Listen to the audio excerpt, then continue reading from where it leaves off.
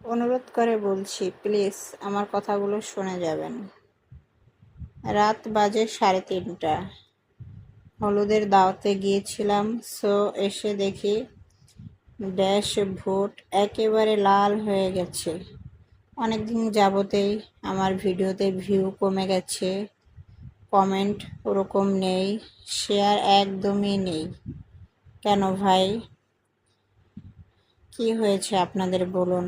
আমাকে যদি আপনারা মাঝপথে এনে তারপর যদি ফেলে দেন, সো আমি কোথায় যাব বলেন।